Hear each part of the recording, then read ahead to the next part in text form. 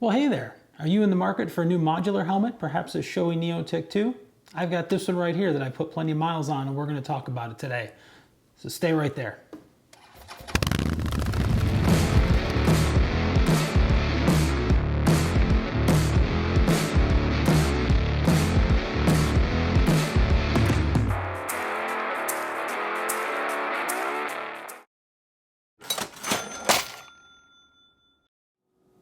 Hey everybody, welcome back to another episode of Get Out and Ride. We are here today with a gear review for the Shoei Neotec 2 helmet.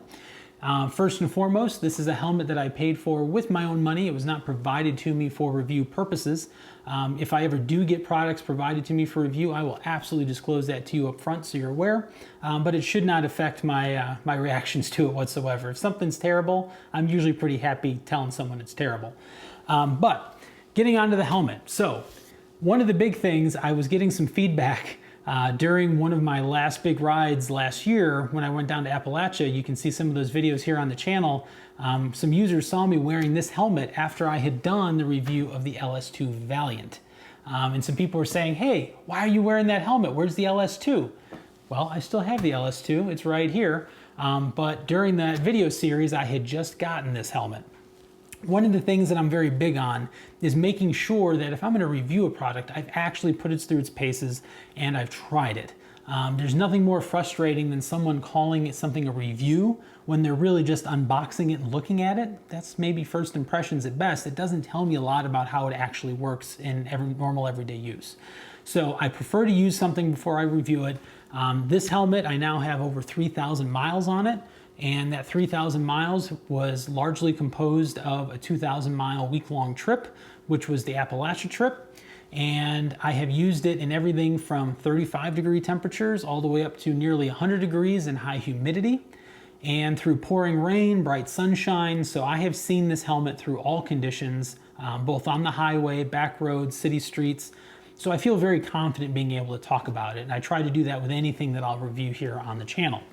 So, how did I end up with this helmet? Because again, like I said, people gave me some grief because I wasn't wearing the LS2. So I am one of those people that unfortunately collects a whole lot of helmets from all different riding styles, from all the different bikes I've owned. I just like changing helmets up a lot. Can't help it. Maybe there's a 12-step program, I don't know. But I have a Shoei RF1100, which is a full face helmet that I've had for many years. And I've always loved that helmet for a regular full face. And the main reason for that, at least for my fit, it is incredibly comfortable. Shoei, if you're not aware, is usually very much a higher end brand. They've got some very premium helmet products. And even the RF1100, while much cheaper than this Neotec 2 back when I bought it, it was still the most expensive helmet that I owned back when I bought it. In fact, I think it was actually still the most expensive helmet I owned until I bought this one. So you are going to pay more for a Shoei, but what really kind of inspired me was when I put it on, I felt that Shoei fit, finish, and feel that I haven't felt in a long time because I haven't used the RF1100 in quite a while. And I thought, wow, this is really great. I mean, there's plenty of room around your ears. You don't feel anything biting your ears. I've never gotten a hot spot on my forehead or anywhere else on my head wearing that helmet. And I just thought, God, this is a really amazing helmet. So I started to think maybe I should get a new Shoei because lately I've been doing a lot of touring on the Goldwing, and I really do love the benefits that a modular helmet provides. So the LS2 Valiant, when I got it, was my first modular helmet, and I really enjoyed it. If you want to go back and check on that, I'll put a link in the description down below so you can go give it a look. But I really wanted that Shoei fit, finish, and feel. It was great. So I figured maybe I'll get the Neotec 2. And it wasn't a decision that I made quickly. I went back and forth on it for several weeks and finally decided, you know what? I really want to feel a Shoei modular helmet. So I took the plunge and I bought yet another helmet. I told you, I can't help it. I was really happy with it. And I kind of broke one of the big rules about a new helmet when I got this one. The very first time I wore it was on that 2,200 mile trip to Appalachia. If you're a newer rider, if you get a new helmet, test it out first. You probably don't want to go heading out of town with a brand new helmet if that's the only one you've got with you. So this one, I kind of broke that rule only because I have a history with Shoei and I've never had one let me down in its fit, and I've never had any fitment issues. So I felt fairly confident that this one would be the same. Luckily, that proved true. On that 2,200 mile trip, I had zero issues at all. Just like my RF 1100, it felt great around the ears. There was no biting of my ears. There was no hot spots on my head anywhere. It was great. Again, it was a gamble. I would not recommend everybody do that unless you're familiar with the particular brand that you're buying, if you've got a good experience with them in the past and the kind of the fit of their shell, because different helmet manufacturers have different shell shapes and they all fit a little differently. So make sure you only do that if it's one that you feel very comfortable with up front. And that was my case with this one. Did not let me down whatsoever. So this is one of the big players in the modular helmet space. Typically when you see people arguing or going back and forth about different modular high-end helmets, it's usually the Shoei Neotec 2 and the Schuberth C4 Pro. They really compare price-wise. This one, the way that you see it, is what they call the excursion colorway. It's a series of different color patterns. This is a $799 helmet in the US at the time of this video. If you want a solid color, it's $699. So it compares directly with the C4 Pro from Schuberth, which in its solid colors is also $699. So these helmets really are direct competitors, and you've got people on both sides of the fence, people that are Shoei fanboys, and you've got the Schuberth fanboys. Guilty, I'm the Shoei fanboy. I don't have any experience with the Schuberths. I won't, though, say that they're bad helmets because I've never tried one. I don't know. I just know that I really do enjoy the fit, finish, and feel of the Shoeis, which is why I bought this one. The one thing you probably want to understand is what price point do you really want your helmet to come in at? Because there is a wide range. So obviously this being $799, it is kind of the premium end line of the helmets. If you want something a little bit more budget friendly, the LS2 Valiant is a great option, and at the time of this video, it's only $289 in the US. There's the LS2 Valiant 2 out now, which is $349, I think, as of right now. I haven't tested or even tried on the LS2 or the Valiant 2 at this point. If I get the chance to, I would love to, so that I can compare it to its original. It looks pretty cool, but I don't have any feedback on it yet. But like I said, that might be something you want to consider, and check out the link down below to that video if it's something that might fit your budget a little bit easier. Because like I said, there's definitely going to be a difference between the two, and that's why this video is not about comparing these two helmets, because it's just an unfair comparison to put a $799 helmet up against a $289 helmet. If it was a close comparison, that would tell you that either this one is way overpriced for what you're getting, or this one's an incredible value for what you're getting. They're both great helmets in their own right, in my opinion. If you're shopping in the $300 price point, you can't go wrong with the Valiant. I was very happy with it, and I still am, and I do still use it under some conditions. So that's why it's still here. I haven't gotten rid of it. I do still enjoy it. It's got a place in my lineup. But if you're interested and comfortable shelling out the money for a Neotec 2, you can't go wrong there either.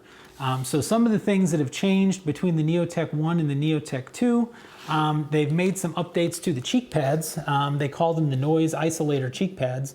And it really adds kind of an extra curtain here and sort of the fit around your cheeks. It really does create a better seal, and it does keep a lot more noise out. I can definitely say, like, I've had people ask, well, which one's quieter? Is it the Valiant or the Neotec 2? Well, again, it goes back to that price point. When you pay this much money, you would expect that this helmet be much quieter. If it's not, you might want to ask for your money back. And in this case, Shoei did a really good job. I'm very happy with these cheek pads. They're very comfortable. They don't cause any comfort issues, and they definitely do cut the noise down quite a bit. Like this helmet, I would go as far as to say this modular is quieter than my Shoei RF 1100, which is a traditional full face helmet, albeit much older than this one. So I'm very happy. The cheek pads were a good upgrade. One of the other things they changed was the seal around your visor. So if you look around the visor, it kind of you can actually feel kind of a good rubber seal going around. When I close this shield, I kind of equate it to closing a refrigerator door. I mean, it really gets a good seal. The visor itself has very positive retention points all the way up and down. So if you need to click it part of the way up, it's going to stay right where you put it. I don't have any fears of that. When you do put it down, you can actually stop it before it actually seals. You don't get a whole ton of airflow that way, but you do notice what benefit the seal provides you. Because as soon as you push it that extra way down, you hear that thing click, this thing, I'm telling you, is sealed like a refrigerator. Not only is it airtight, you do not hear wind whistling through there, it is also watertight. I have ridden through downpours with this helmet. There is no leakage whatsoever around that seal.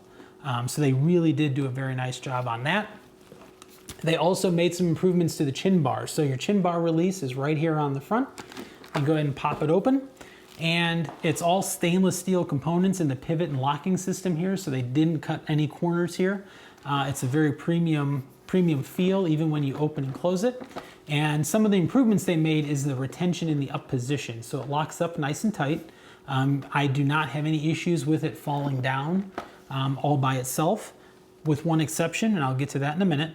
But on its own, wearing just the helmet, it functions perfectly. If you put your head down or anything like that, you don't have to worry about that shield falling down in front of your face, which if you've never worn a modular, the first time it happens, well, probably almost every time it happens, it'll scare the crap out of you. But it doesn't hurt anything. So the one problem that I have run into though, and again, it's not one that I hold against the helmet, I do have my GoPro mount on here. So whenever you see my ride videos with the first person view, it's because I have a GoPro that mounts here and comes around and wraps onto the front. And in addition to the GoPro, I also have the GoPro audio pack attached there. So there's a whole lot of weight hanging on the front of this helmet. So it's not designed to have a GoPro mounted on it. So when you do have it in the up position, it will stay up. That's not a problem. But if you go to put your head down or maybe make some sudden movements, that extra weight is sometimes enough to make it drop. Again, like I said, I don't really fault Shoei for that. They didn't design it to have that big heavy GoPro on the front. And again, without it, it works perfectly exactly as they claim that it should. All right, moving on. So it does come in 4 different shell sizes. It's got a 5-ply matrix shell that makes up the protective shell of this. And out of the 4 shell sizes, it covers size extra small through XXL. So it does give a pretty good wide array, and it's good to see that they've got multiple shell sizes. So if you're not familiar, more inexpensive helmets can often maybe only have 1 or 2 different shell sizes, which basically means maybe if we're talking about 2 shell sizes for a particular helmet, maybe that 1 shell size covers size extra small through large. And then they might have a second shell size that covers, you know, extra large through XXX or quadruple X, whatever it goes up to. And so what that can often mean is that you've got this bigger shell size, even though you're an extra small. So luckily, Shoei has made 4 different shell sizes for this, which basically means it's spread out extra small through XXL, so it incrementally changes size along with the size of the user's head. So you don't have to worry about maybe having a much smaller head size with this giant shell on there. So it does add a little bit to the weight and the comfort there. What else? Visor itself is 99% UV blocking, at least according to Shoei. I haven't gotten any major sunburns wearing it, so I'm willing to believe it's true.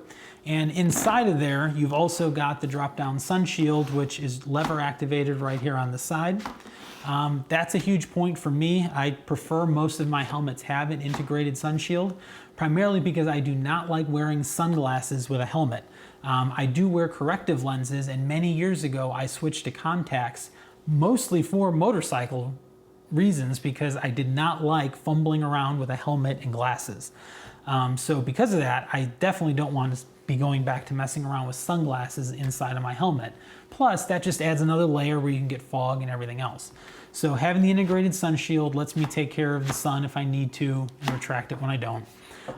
No issues there. It's worked out pretty well, and it's a nice smooth mechanism. Again, going back to like that Shoei fit and finish, it's not rough. It doesn't feel like it's going to break. It's a nice solid mechanism in there, so I don't foresee having any major issues with it. What else?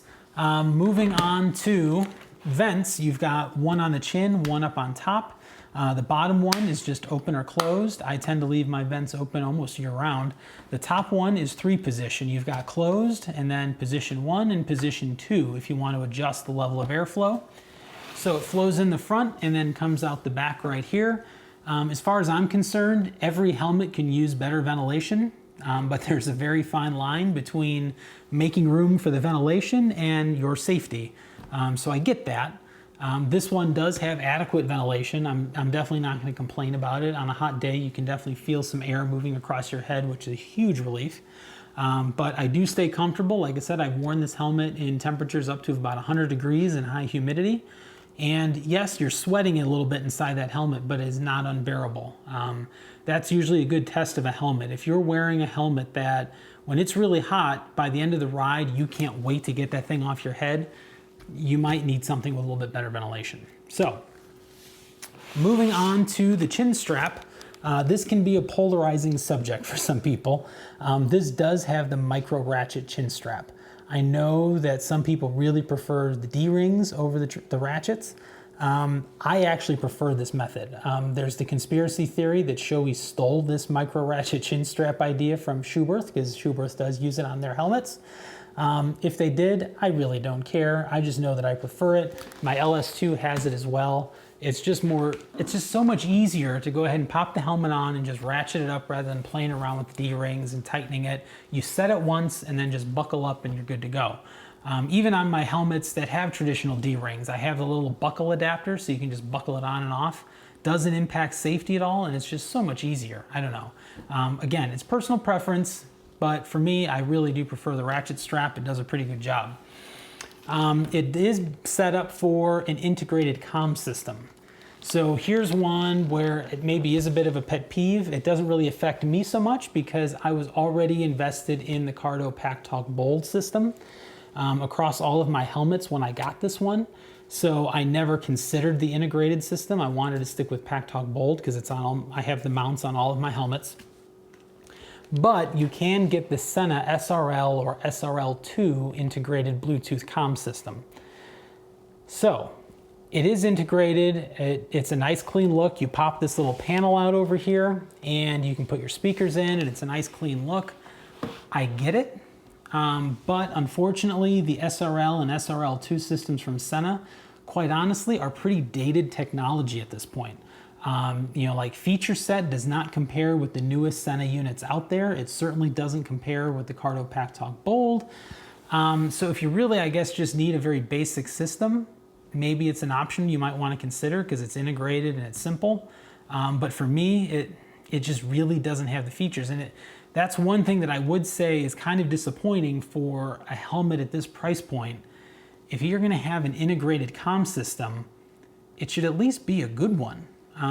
Shoei kind of was a little disappointing there. Like I said, it really didn't.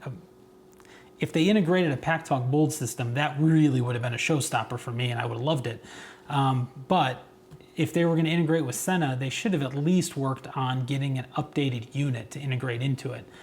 So just keep that in mind if you're interested in comm systems with this helmet. However, if you are using a different type of Sena system, one of the new more updated systems, or using a Cardo, it does mount on here very easily.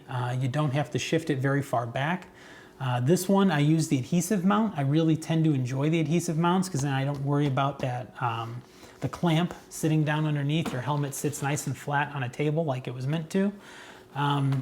And just kind of a quick tip, if you do use adhesive mounts on your helmets, most of them use the 3M VHB or very high bond tape.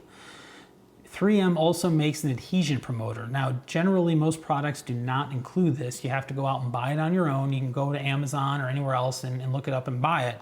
And basically all you get is a little packet which almost looks like the alcohol swabs, but it's a little sponge in there that's pre-wetted with the solution, and you just wipe it on right where you're gonna put, where the VHB tape is gonna go. And I can tell you, when you connect the two, if you're familiar with how contact cement works, putting a little contact cement on each surface and then connecting the two and they just bond really tight, it's kind of the same idea.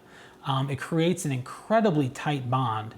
The adhesion promoter itself isn't extremely sticky, it's a little tacky, but I don't know what it does or how its magic works, but it makes an incredibly tight fit. And I've never had any of the bonds fail when I do that, including on my GoPro mount. So this GoPro mount, like I said, does hold a whole ton of weight out on the front end. And I use the adhesion promoter on the Chinbar here too before I mounted it. And it is just rock solid. I've never had one fail. So quick tip. All right, back to the helmet. Overall, it's worked out really well. One of the included features, which is really great, is the Pinlock. So it is Pinlock compatible. Many helmets are Pinlock compatible. The important thing about this one, at least at its price point, they do include the Pinlock in the box. So it is not an additional cost. You get it from day one when you open the box, and it does work out really great. It might be a little difficult to see on camera here, but it does come right up into this area. You can kind of hopefully see where the seal is at. And basically, if you're not familiar with what a Pinlock is, it's another piece of, I don't know if it's polycarbonate or what that material is, that fits on the inside of your visor. And it's got a nice airtight gasket around it. So basically what you end up with is the equivalent of a thermal pane window in your home. You've got two separate panes with a little air gap in between, which helps with the thermal conduction. And really all that means is it doesn't fog. And compared to other helmets that claim to have an anti-fog coating or something on the inside of their visors, I have yet to find one that claims that has that and it doesn't fog. They all fog. A Pinlock, regardless really of the helmet, a Pinlock does in fact work. It does stop the fogging. And on this one, you can definitely see it because there is that small section of the shield that isn't covered by the Pinlock. And on a cold morning, when you put this thing on, you will see the fog, dense fog build up on those corners, but your main field of view is completely clear and never does fog up. So that is great, and I'm glad that they at least include it at this price point. Otherwise, I've been really happy with this helmet. Getting back to the point that I cannot compare it directly to the LS2 because that's really not fair, but as far as a premium helmet goes, it's kind of everything that you would expect. It hasn't let me down. I've used it in all different weather conditions. When it comes to being a long road trip or even an all day, 12, 13, 14 hour day on the bike, I'm going to take the Neotec 2. The LS2 does still have a place in my lineup. If I'm just going around town, maybe doing a short ride, especially if it's really hot, I want the Valiant because that fold back chin bar is great. You go from a full face helmet to effectively a 3/4 helmet. And so you really get a lot more airflow on your face. You flip the chin bar back, you can either have the visor down or the sun shield down. Again, I'm not gonna get into all that in this video, but it absolutely still has its place for me. If I went back and had to do it again and I didn't have either one of these, I would only spend the money once and I would buy the Neotec 2. Obviously, I mean, it comes with a lot more features and a much more premium feel. But I don't regret having the Valiant because like I said, I do still absolutely use it. And in that price range, I would absolutely recommend it. So I'm definitely not turning my back on the Valiant and saying, no, it's a piece of junk now. It is not. It's still a very good helmet. And if it's in the price bracket that you're looking for, go ahead and check it out. But getting back to the Valiant, or getting back to the Neotec 2, this has been a fantastic helmet for me so far. Has not let me down in any way. So feel confident. Like I said, your mileage may vary. Obviously, the fit on someone's head is very subjective. So the way that Shoei helmets fit me may not be the way that they fit you. So if you're new to Shoei, go ahead and get to a local showroom, check them out, try them on, see what size fits best, and make sure that their shell shape actually does fit your head properly. But overall, I can say that I am absolutely pleased. When it comes down to it, the big question is, would you spend the money again to buy this helmet? Short answer, yes. Yes, I would. Even though it was extremely expensive, I would do it. I think it's worth it to have something that you can wear all the time. The one thing you don't want to do, and regardless of price point, you want to make sure that you get the helmet that is most comfortable for you personally. Because at the end of the day, if a helmet isn't comfortable, you're not going to want to wear it. And I am by no means someone who preaches to someone about wearing gear. I'm not one of the preacher at gat types. All the gear all the time. I like to wear my gear most of the time. And that's a personal choice. And I believe that's a freedom for everyone to make that personal choice whether or not they want to wear their gear. But if you're someone who buys a helmet with the intention of wearing one, at least make sure it's one that you want to wear so that you don't get to a point to say, no, that thing's just really uncomfortable, I don't want to put it on. You spent the money, make sure you can actually get some good use out of it. And in this case, I feel that the investment that I made in this helmet was worth it. The expectations that I had, again, going back to how much I loved my RF1100 from Shoei, and that was the whole reason I wanted a Shoei modular, they didn't let me down. I got all the fit, finish, and feel that I expected from Shoei. It's holding up really well. I'm into my second riding season with it now, and I'm still using it quite a bit. Hopefully, once things sort of clear up and I can get on another nice long tour, it will go back out with me again. But I can absolutely recommend it. Go ahead and give it a shot, see if you like it. But I guess that's all I've got for now. If you made it through this part of the video, thank you for that. And if you thought this video was helpful, go ahead down below, click that thumbs up button so YouTube can recommend it to other viewers. But that's all I've got. If you have any questions or anything about this, or if you are using the Neotec 2 yourself, maybe run into any issues, put that in the comments down below. I'd be curious to hear your personal perspectives on kind of how it's gone for you. But that's all I've got for today. Hopefully this was helpful for you. As always, make sure you get out there and ride. Be safe. Take care, everybody. We'll see you later.